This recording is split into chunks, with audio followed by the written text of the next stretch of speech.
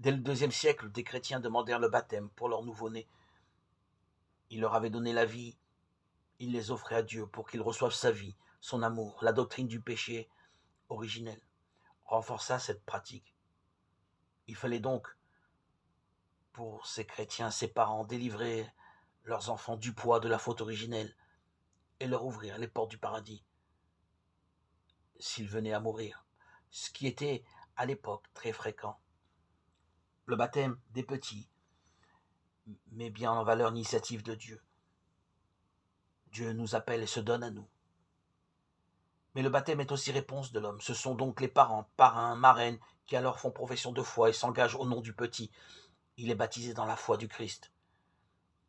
Il faudra bien pourtant qu'un jour ce baptisé, qui aura pris conscience de sa vocation de chrétien, entende la parole de Dieu, y réponde personnellement, prenne conscience par lui-même de cet amour de Dieu vivant en lui. Chez les disciples du Christ,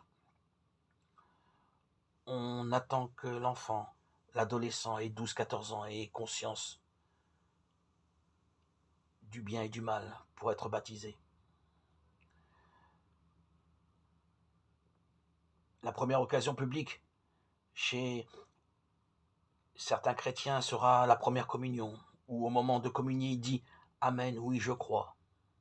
L'autre moment solennel sera la confirmation du baptême, proposé à des jeunes. Là, chacun peut dire consciemment oui à son baptême qu'il a reçu étant enfant. Et à travers les gestes de la confirmation, vivre sa naissance nouvelle. La naissance de l'Esprit Saint qui est aussi la naissance à soi-même, à sa personnalité profonde de fils ou fille de Dieu.